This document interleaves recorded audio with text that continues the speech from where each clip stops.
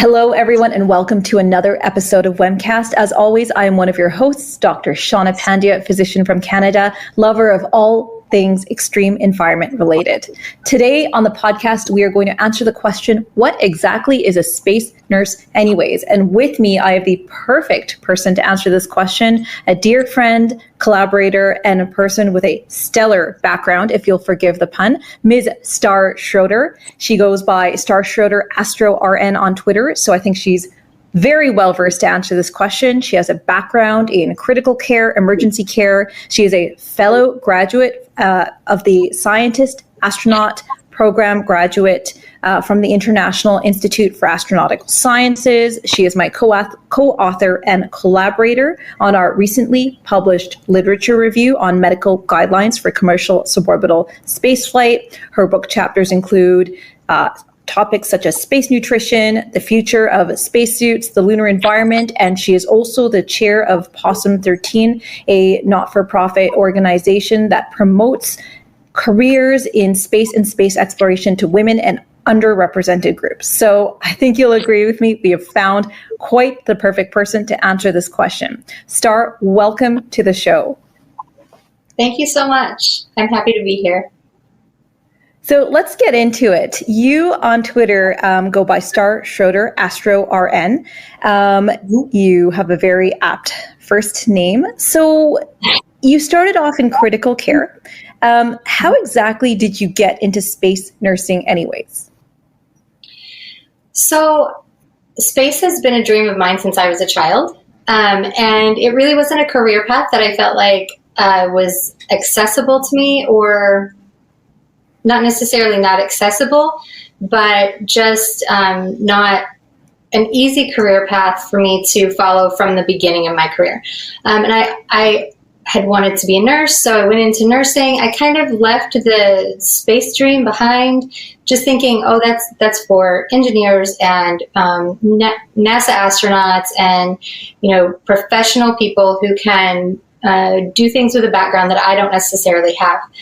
So my career in nursing, like you said, I started out in the ICU and the emergency room.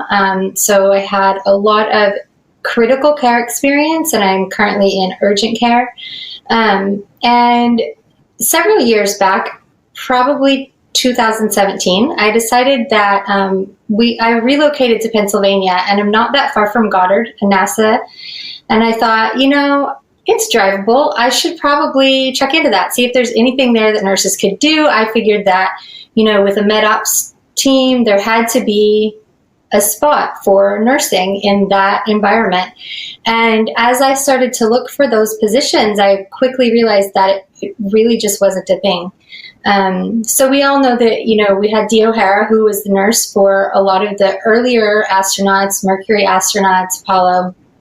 And so there are nurses that have worked in the space sector, but it's not very common, and it's not something that really is developed. So I thought I was discouraged, and so I started looking online for opportunities, and that's when I ran into Project PoSSUM. And the one thing that really caught my mind, or that caught my eye, there were two things about it really. One was that it said, be a participant, not a passenger. It's kind of like, this is science.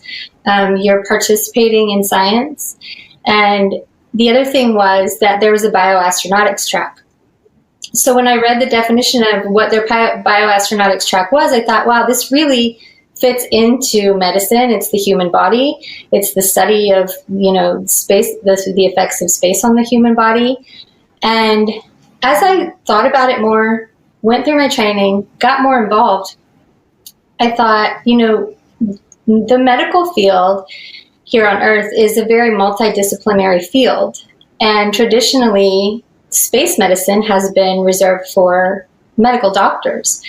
And I can understand the reasoning behind that, but I see as space expands and the access for space expands, how an interdisciplinary team becomes more necessary, especially as we go on longer missions, as we try to produce settlements, as we go further and further in our exploration, multidisciplinary teams just make sense, mirroring what we have here. And so my goal really was to just pioneer that path and develop what that looks like, and really try to define what that is for people that are interested in it. And, I think a lot of people are discouraged because nursing isn't considered a STEM degree. Although we have a lot of chemistry background, we have a lot of research background. We're involved in a lot of things that are STEM related, but it's just kind of one of those barriers that we haven't been able to get past. And I think we're just at the point where people feel that that's a possibility, and so that's how I ended up here. So really, I would love to just define it and forge the path forward for future. You've talked about your passion for helping expand this field, helping integrate the roles of nurses into space medicine, operational space medicine, post-landing operations, deep space exploration class missions. What is your vision? Are there specific things that you're passionate about? What are some of the things you would like to see space nurses start to be trained for?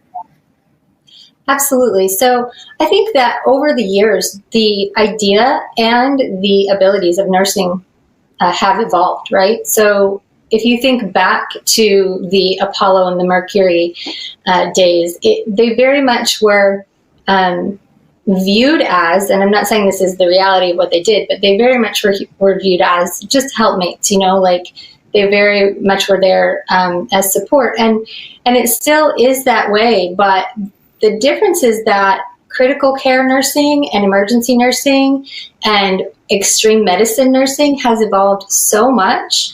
The training that nurses have received, or that they do receive, has evolved so much, and our roles in stabilization, triage, and maintenance of patients has come so far.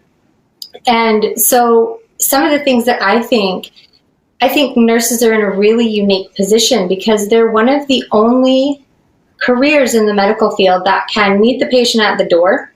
And I'm talking like a critical patient, meet the patient at the door of the hospital, triage them, stabilize them, be an integral part of the team that's doing that, and providing life-saving measures or emergency measures, and then follow them through their stay, through their critical part, through their recovery, through their discharge, and really help them even through rehab and recovery. So it's one of the very few medical fields that can meet you at the door and make sure you get out of it, all in a continuous continuity of care, right? So I think given that,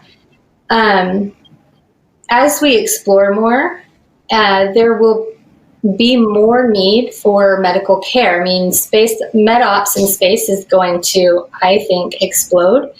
If you're on a long journey, you're going to need people who are there with you. It's going to be harder to manage from the ground.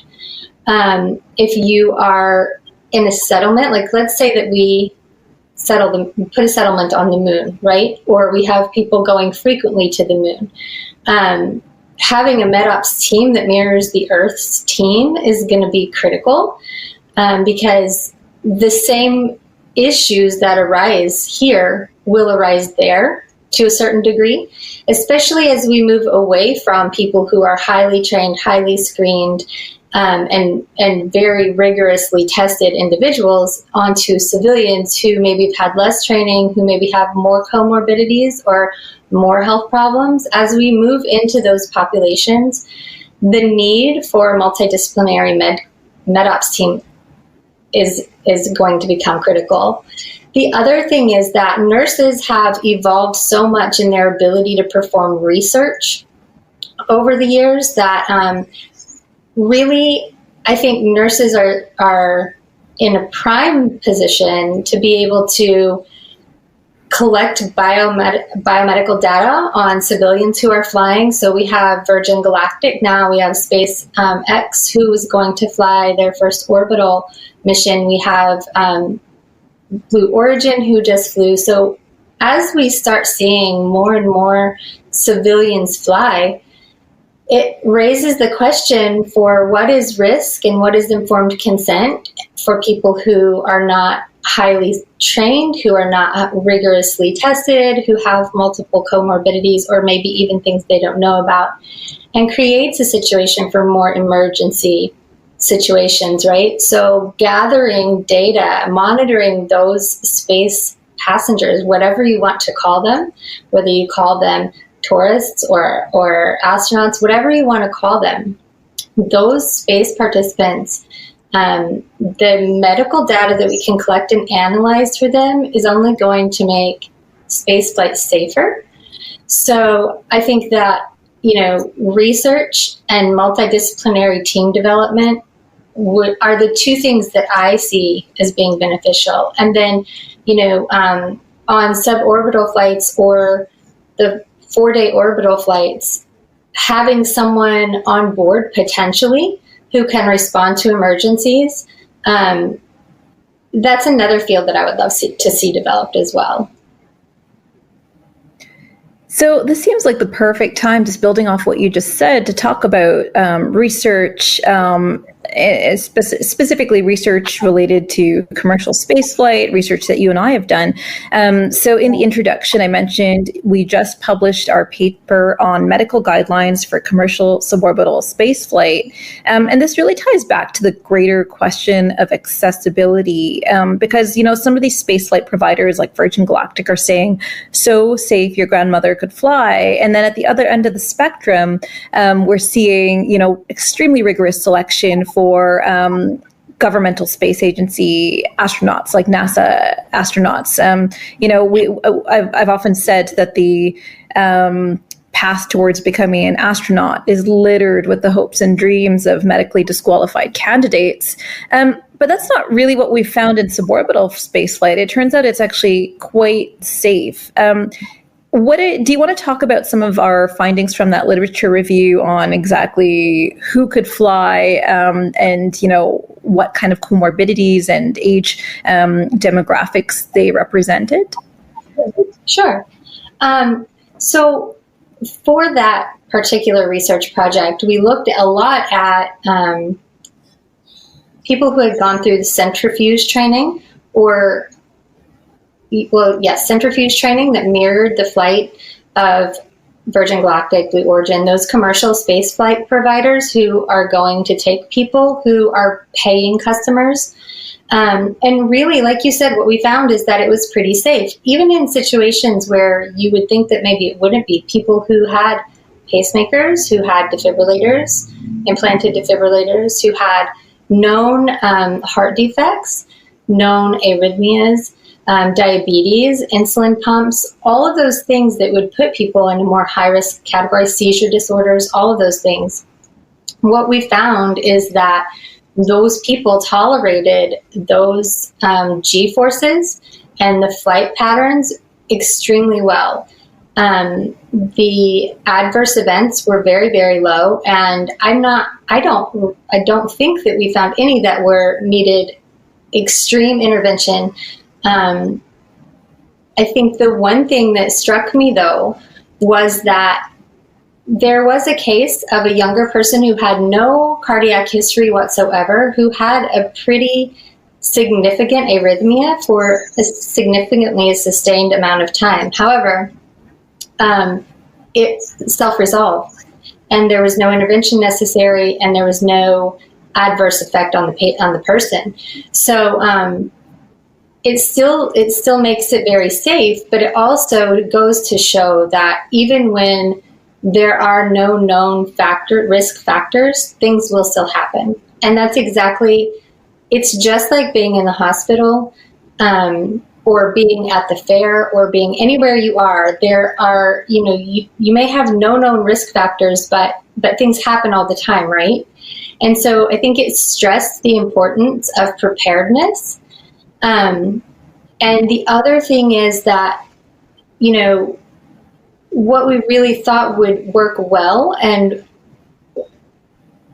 those people who do have more higher risk comorbidities, or who don't do well on initial screening, if we pull those people out and we provide some intervention and some additional training and some additional testing, there's really a very small amount of people who would not be safe to fly. I think that the biggest thing is, what is informed consent? So what can we inform people of that their risks are when this demographic has never really flown before? So that's where the continued research comes in, so that we can say, not just that the rocket you're flying on has passed all of these tests, and this is your informed risk for the rocket you're flying on, but this is your informed risk for the health issues that you may have. And you also need to know that even if you have no known risk factors, that emergencies still happen. So I think like those things are starting to get hashed out, right? But I think it's just in the very beginning stages. So I think it was very encouraging to see that most people tolerate it well. Absolutely. And, it's what surprised me when we were doing the research was that, as you say, anyone as old as 89, people with congenital heart defects, pacemakers did very well. And the number one disqualifier was anxiety, panic attacks, or doing something unsafe. And so really, it is opening up to space, to anyone, to previously who would have been selected out. And we're actually seeing the rest of the commercial and governmental space sector start catching up to this. The European Space Agency, ESA, just launched its para-astronaut call this year. That wrapped up earlier this year, looking for the first astronaut with disabilities. We've seen the rise of Astro Access, another program to fly those with disabilities in microgravity. Stephen Hawking flew zero-G as early as 2007. So this really is the beginning. But as you say, we need more data. We need to gather that telemetry, for the cases of the folks who were disqualified because of psychological factors or safety, what are the predictors of that? Or in the case of the patient with the arrhythmia, is it significant? In medicine, we say we treat the patient, not the numbers. So, it's a really exciting time for commercial spaceflight. It's also an exciting time for go ahead. Oh, yeah. So one thing that I was just going to add on to that is that I think that one of the things that you have to consider when you're considering risk is the ability to help your crew, meaning the other passengers, in emergency egress, right? So the flights with disabilities, in no way should any of those people be excluded. And so what I see that is the flight providers will have to get creative and come up with adaptations to the vehicles so that emergency egress is possible and safe, and that everyone can be involved in it. And that's one of the main things with the psychological component as well, is that, people who don't exhibit anxiety on a regular basis, when they're in a confined environment, and let's say you're on the launch pad and you have a delay, there is a threshold, even for people who are trained. There's a psychological threshold for being in that enclosed environment and knowing that you're in a potentially dangerous situation. And so I think the main consideration is, are you able to perform emergency egress if you need to? And is there anything in your medical history that will prevent that from happening, such as, a diabetic who goes hypoglycemic and can't function. So it's not that any of these things disqualify. It's just, you have to make special considerations. You have to be prepared, and in whatever form that, emergency kit looks like inside of the spacecraft. Yeah, and I'm laughing a little bit because so much of space and even extreme environment medicine is playing the what if game, as in what is the worst that could happen and how can I prepare for this in the context of my constraints. And this is true for so many of our listeners, even outside of space medicine, whether it's battlefield medicine, mountain medicine, what will the environment bring and how do I prepare for that? And do I have the space and mass budget for that? So let's turn it to a different area of space in which you're versed in, exploration class missions. So anyone who is a fan of space knows that the international community has plans to go back to the moon and then Mars and hopefully beyond. And you've also published in this area on a variety of topics: space nutrition, spacesuits, lunar environment. What was that research period like? And, what were some of your key findings, things that surprised you, big problems to be solved on the horizon that came about through your writing? Yeah, so first of all, publishing anything is a lot of intensive research and time. So I think that a couple of the things that stood out to me, really, one is in the spacesuit chapter, we realized that mobility in spacesuits has not always been optimal. And having that mobility is really critical, especially for longer stays and for extended EVAs. And that's something that is in the works. That's not, being overlooked. The things like the joints of the spacesuits, the boots, and the helmet, even like your field of vision.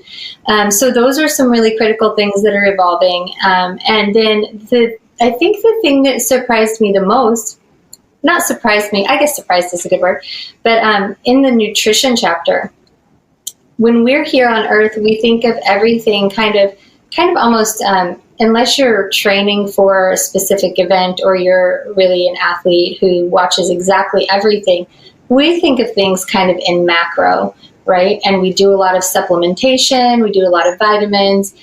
In space, nutrition is very micro. Everything is very micromanaged down to the very last detail of how those nutrients, of how many nutrients you'll need. So your energy expenditure is different in space. So your calorie intake has to be adjusted. And then you have to consider things like muscle wasting. So you have to add exercise, resistant exercise. So, and there's not a lot of supplementation, really just vitamin D. There's not a lot of supplementation that goes on. It all comes from the food that is served and the exercise that's done.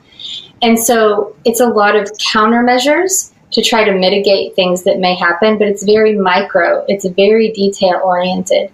And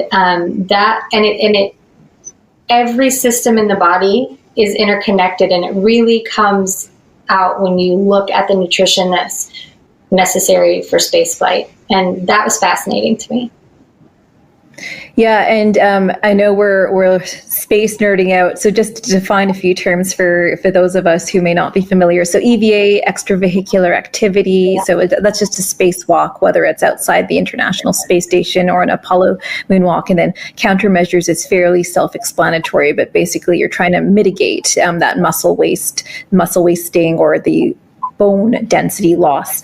So then on that note, as a fun bit of trivia, you are probably also aware of the famous NASA twins study. Scott and Mark Kelly, identical twins, NASA astronauts. One went to space for a year, one stayed on Earth, and they studied everything, as you say, down to the micro level, down to the DNA level, down to the molecular genetics level. And it was, as you say, fascinating as a function of that heavy operational schedule, as a function of a different diet. Scott Kelly, the twin who was in space for a year, lost weight. His gut microbiome totally changed. But then within 6 months of being back on Earth, it reverted to his normal, typical pre-flight microbiome, possibly as a function of what he ate in space. Did you come across the shelf life problem when you were researching space nutrition, particularly as we talk about longer duration missions and the problem of generating food, keeping food fresh and palatable for long term? Did that ever come up in your research? Yes. So, freeze-dried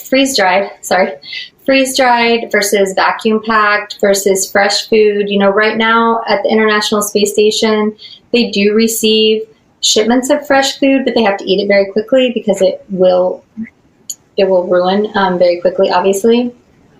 When we talk about settlements on the moon, on Mars, let's talk particularly about Mars for a second.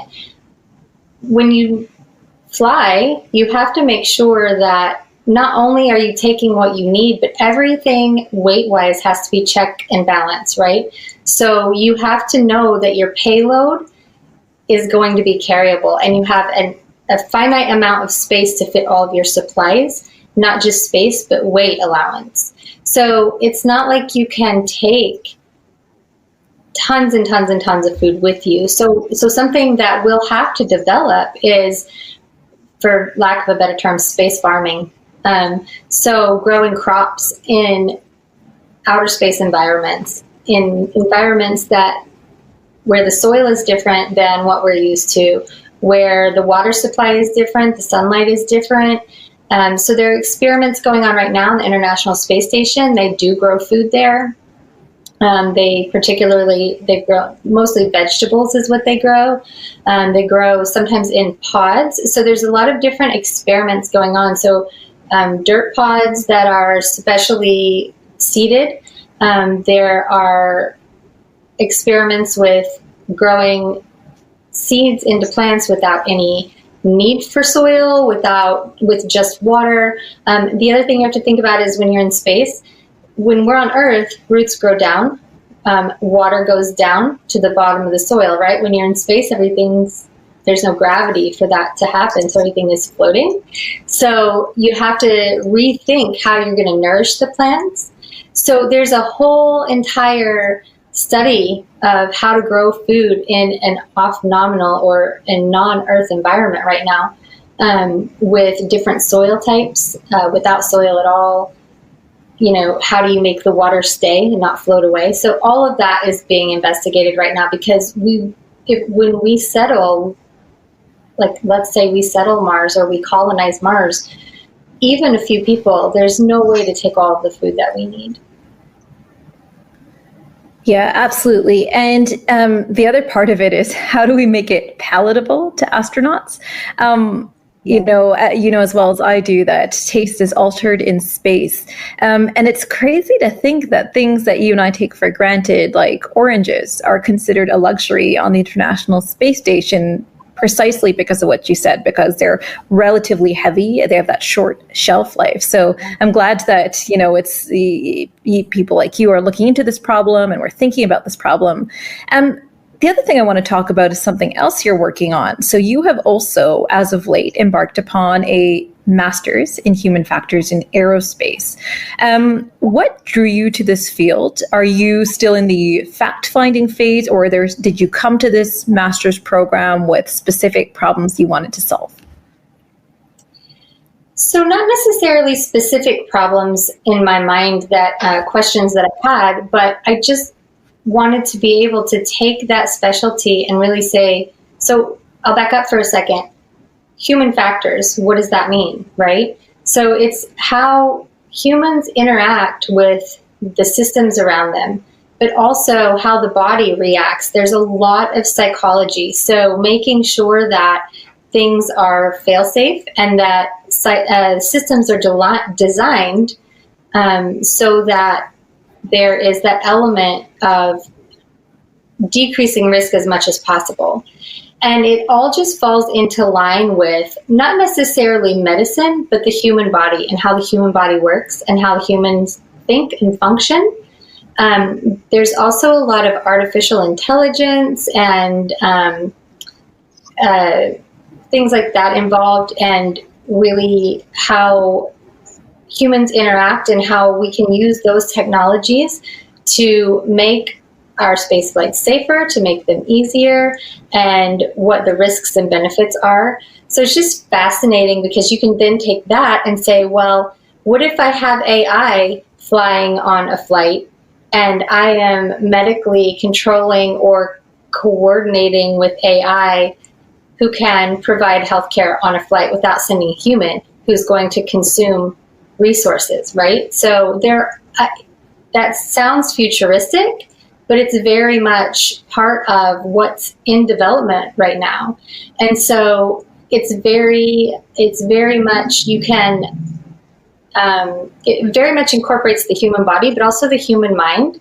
And then you can incorporate MedOps into that, which is fascinating. Absolutely. Let's switch tracks for a second. We've really delved into the technical stuff, from human factors to future considerations for exploration class missions to the here and now and the rise of commercial suborbital spaceflight. But let's talk about drawing in the next generation, because you and I know this, we're very committed to this, that women have typically been underrepresented in human spaceflight, in STEM fields within space. You are very dedicated to pushing the boundaries and lifting others up. You are the chair for the PoSSUM 13. So what exactly is that, and what are you striving to do with this organization? Okay, so PoSSUM 13 evolved out of Project PoSSUM, and it is a group of 13 female STEM ambassadors. The name is derived from the Mercury 13. They're kind of our model, our go-to, who we look to for inspiration. So as ambassadors, our goal is to reach out and really pull young women into STEM, and not only pull them in, but create opportunities, create equality. And with that comes not just involving young women, but also involving young men on teams where women are the lead, so that as these generations grow, it becomes the norm to work and cooperate together. And women feel like from a young age, they've been able to be involved on STEM teams and see themselves as equals and really provide opportunities. So, our main opportunity that we started the program with was a microgravity flight for 13 to 18-year-olds who were teams of students who had to produce their own microgravity experiment, and it had to be relevant to space or Earth, solving a problem or answering a question. And then they were able to meet with us at the NRC in Canada and fly in a parabolic microgravity flight and do their experiment. And for me, if I had that experience, I view it as life-changing. I mean, just to be able to participate in something like that gives you confidence and courage and encouragement. It really connects you with mentors who can be a good example for you and show you how to forge your path forward and what really interests you before you get the message as a young girl that this is not where you belong. Because I think that mentality is evolving, but that's historically how it has been, right? And the teams that we work with have to be female-led, but also can have male participants, so that, like I said, they grow up in an environment where it really is just the norm to be on a team together and encourage and cooperate with each other and collaborate.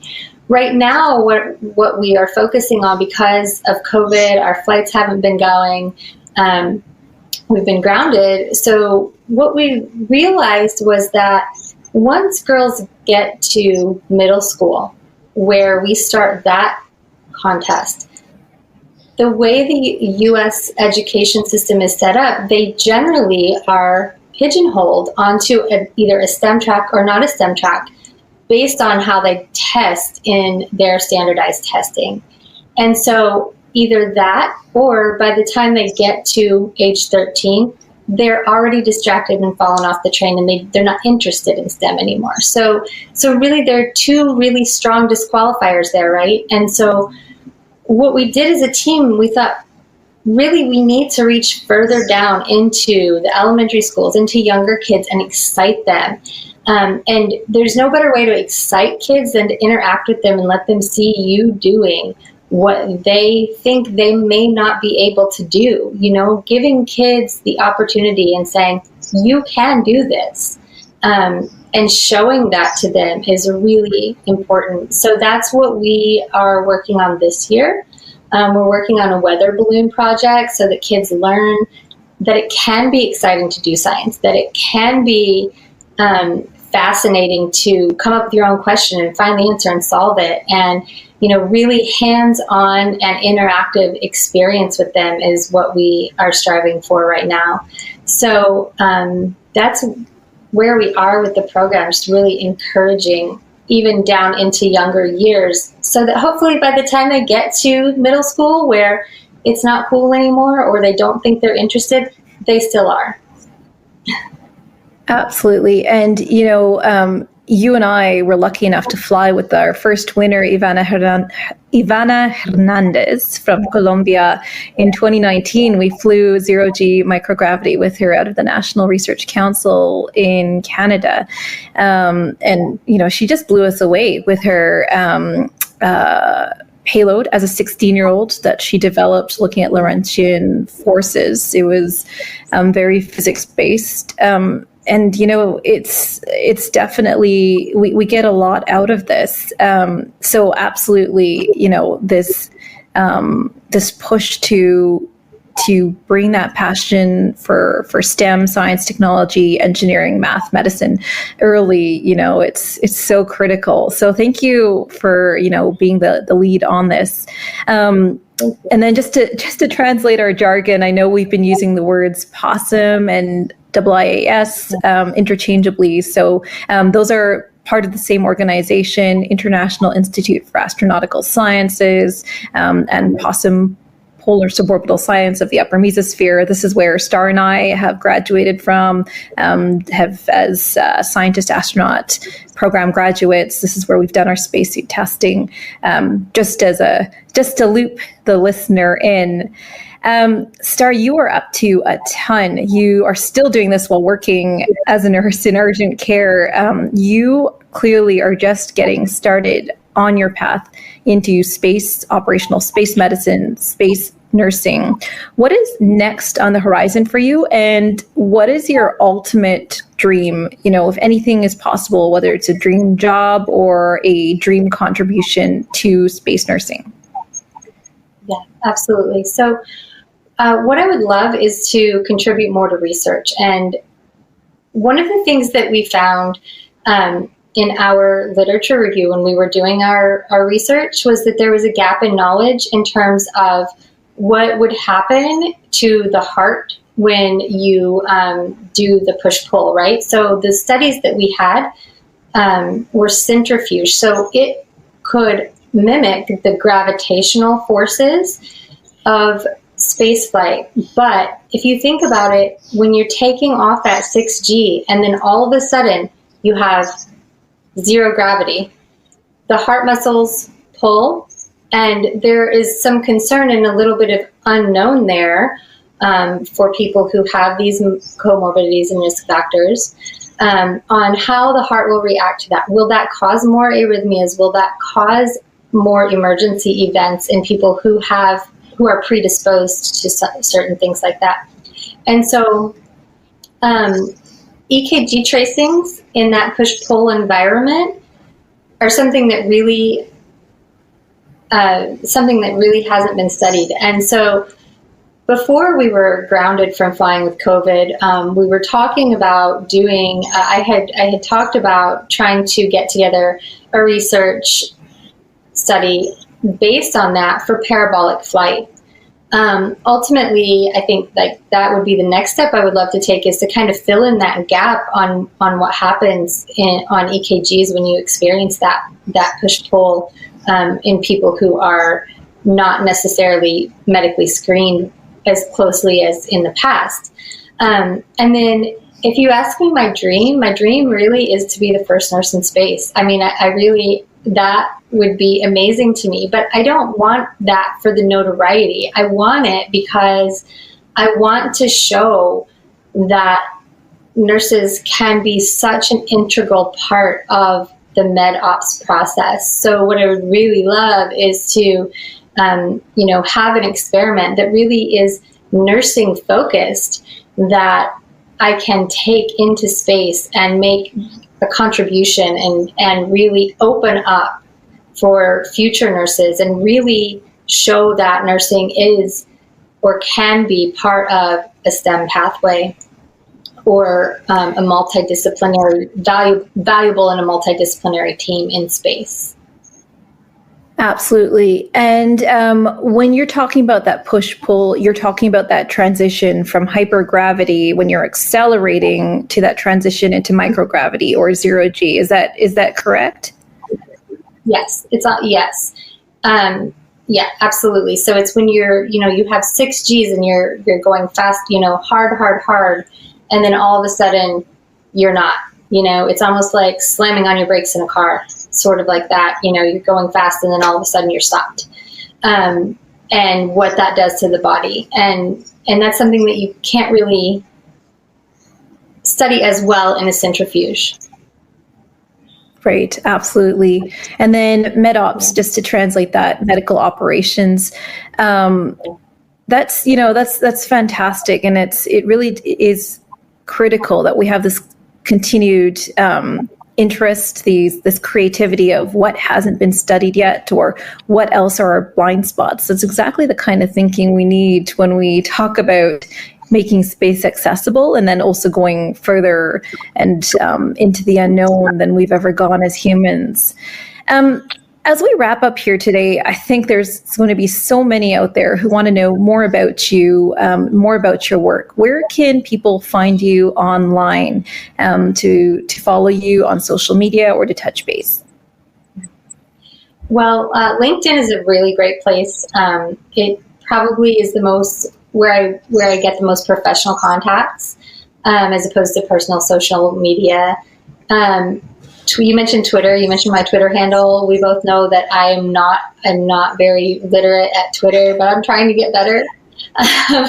So if you reach out to me there, I definitely will answer you. It may just not be the most active person on Twitter. And then Instagram and Facebook. I recently just developed a Facebook page that isn't a personal page. It's specifically dedicated to my journey in space medicine and forging the path for nurses in space medicine. It's just Starr Schroeder RN. So you can follow that page. So I would say probably LinkedIn and that page are the two most accessible, and then followed by Twitter and Instagram. Perfect. Starr Schroeder, Astro RN. Thank you. Sorry, go ahead. I was just going to say, all of them are listed under just my name, 2 R's and Schroeder, and I don't have anything fancy that you have to find me under, just my name pretty much. Perfect. Yeah, we will make sure that we include your handles in the show notes. Starr Schroeder, Astro RN, thank you so much for being so gracious with your time and for joining us today to help define space nursing. Good luck to you in all of your pursuits. I look forward to continuing our collaborations in the future. To the listener, thank you so much for joining us today. We are always keen to hear your feedback. You can leave that on our social media pages or on SurveyMonkey if you're listening in through our Zoom platform. That's all we got for you today. Hope to see you at the next WEMcast podcast. Until next time. Thank you so much. Thanks for having me.